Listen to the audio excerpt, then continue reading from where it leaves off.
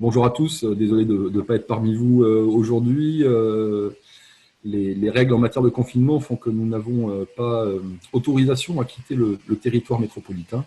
Donc je vous parle depuis Grenoble-Alpes Métropole, où je suis en charge de l'aménagement numérique et de la démarche Smart City pour l'ensemble du territoire métropolitain. C'est vrai que la Smart City, on en parle beaucoup depuis 5 ans, on va dire, de manière générale. Ça fait une dizaine d'années que la dynamique est réellement engagée hein, au niveau européen et international. Et c'est vrai que chaque ville, à partir de son territoire et à partir des acteurs aussi, hein, de son écosystème sur le territoire, se fait un peu sa propre version, sa propre vision de ce qu'est la Smart City. On va dire qu'il y a une vision qui est une vision très historiquement assez présente sur le territoire grenoblois, qui était plutôt une vision assez techniciste, hein, qui est aussi la première vision qui a existé en matière de Smart City, qui visait essentiellement à mobiliser un certain nombre d'opportunités liées aux nouvelles technologies et au numérique pour améliorer, optimiser les systèmes et de manière générale avoir un service public plus efficient sur le territoire dans un souci d'économie de ressources, on va dire de manière générale, hein, que ce soit de l'énergie, que ce soit de l'eau, bien sûr aussi des ressources financières, puisqu'il y a aussi des questions économiques derrière la notion ou les démarches en matière de Smart City. En tout cas, il y a une volonté de faire mieux avec autant, si ce n'est avec moins.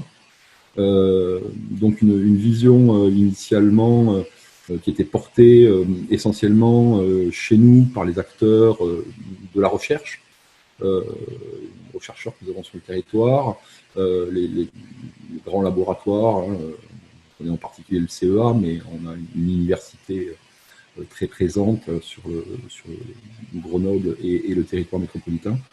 Et puis, petit à petit, cette vision techniciste, elle a montré ses limites.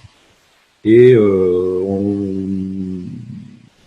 dans les années 2015-2016, on a eu de plus en plus une volonté d'inscrire la Smart City un peu plus, je dirais, de la faire atterrir un peu plus dans les territoires et au niveau des populations.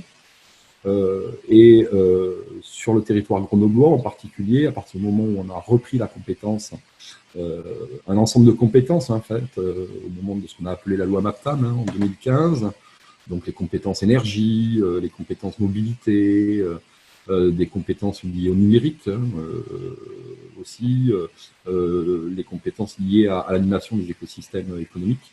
Il y a eu une volonté de recentrer les efforts d'abord hein, en matière de Smart City en disant que l'objectif était avant tout quand même de répondre aux grands enjeux, on va dire, pour la planète, hein, en fait, l'accord de Paris 2015, mais de manière générale, les grands accords internationaux et européens autour des questions environnementales, hein, en fait. Et puis qu'il y avait aussi une volonté de travailler beaucoup plus en proximité avec les usagers en fait des solutions qui sont déployées pour éviter parfois d'arriver avec des choses qui étaient un peu hors sol, on va dire, et pour s'assurer derrière qu'elles puissent être réellement appropriées, déployées sur le territoire et acceptées par les populations. Voilà. Donc une volonté de recentrer la question de la Smart City, en tout cas sur les questions environnementales et aussi de la rapprocher des populations.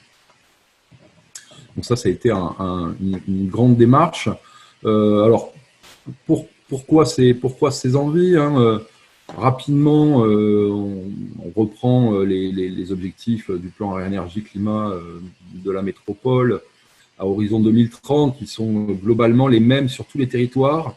Et lorsque on regarde, on va dire, les courbes actuelles, et lorsqu'on regarde, on essaye de se projeter à 2030, on s'aperçoit qu'il faut infléchir les courbes actuelles hein, d'un facteur de 3 à 4. C'est énorme hein, pour aboutir, enfin, arriver en fait à tenir nos engagements, hein, parce que c'est bien ça dont on parle, hein, c'est tenir les engagements des territoires pour limiter une augmentation du réchauffement climatique de plus de 2 degrés hein, à l'issue du siècle.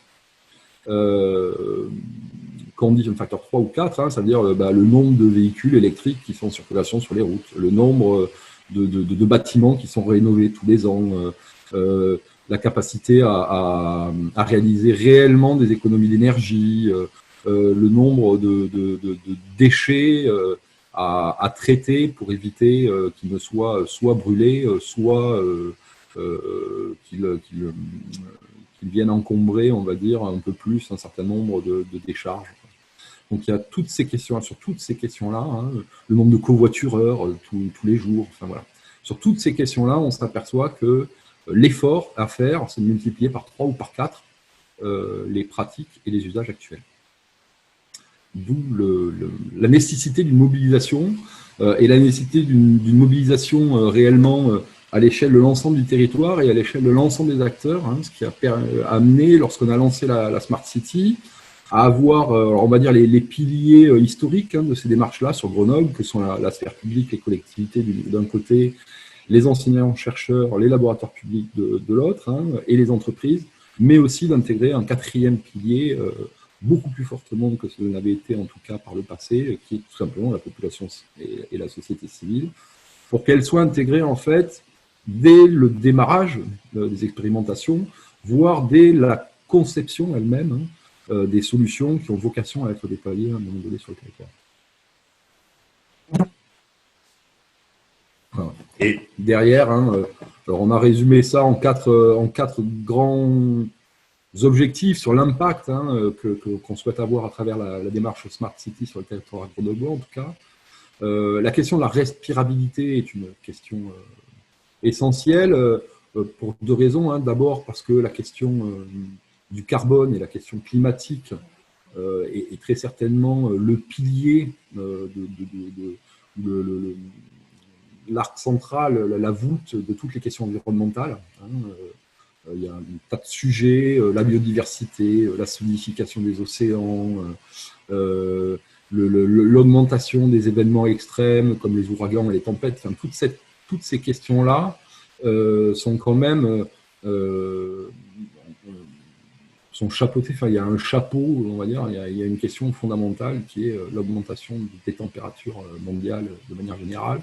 Donc la question de la respirabilité, la question du climat, la question du carbone, et bien sûr des particules fines, est une question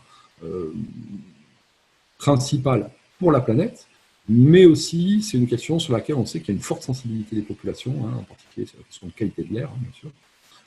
Et donc on sait aussi que c'est un levier en termes d'accompagnement et de mobilisation des populations pour le changement. Il y a la question de l'agilité, c'est une question qui est fondamentale dans le cadre de la Smart City. Et le numérique, en l'occurrence, est un vrai enabler, hein, c'est une brique qui permet de faire des choses, de faire différemment, en tout cas, des choses que l'on faisait jusque-là, et d'organiser différemment les acteurs, alors autour de ce qu'on appelle la data, mais en tout cas autour d'échanges d'informations, de nouveaux modes d'échange d'informations, en tout cas, entre les acteurs, et qui repose sur la capacité des acteurs à pouvoir mobiliser cette data, cette donnée, pour revoir l'articulation en fait des interventions que les uns et les autres peuvent faire. Voilà. Il y a la question du contributif, hein, ce que j'évoquais tout à l'heure, en particulier comment est-ce qu'on associe plus fortement les populations et les habitants à la fois la conception globale hein, du cadre de la Smart City et aux expérimentations elles-mêmes. Et puis, on parle d'apaiser, hein, alors c'est un terme qui dans le sein de la métropole, couvre en particulier les questions de mobilité, tout bêtement, ou de sécurité publique. Mais au-delà de ça, il y a aussi la question de la confiance. On l'a vu à l'occasion du lancement de l'application Stop Covid, la question de la confiance des populations dans le recueil de la donnée, y compris par un acteur public, ça ne va pas de soi. Donc à un moment donné, il y a cette question-là de la confiance, et puis il y a la question de ce qu'on appelle l'inclusion de manière générale. On a 20% de personnes, 20% des Français hein, en général, et c'est à peu près pareil sur la métropole grenobloise. On a 20% des Français qui sont en situation d'électronisme, donc qui ne peuvent pas utiliser, ou très peu utiliser ou passer par les outils numériques. Donc il est important de concevoir une smart city qui ne les laisse pas sur le bord du chemin. Donc c'est aussi un gros enjeu sur la question de l'apaisement, à la fois la question de la confiance et la question de l'inclusion. Voilà un peu la feuille de route, le cadre en tout cas, et les objectifs et la vision de la Smart City telle qu'elle a pu s'exprimer sur le territoire grenoblois au cours des 4 dernières années.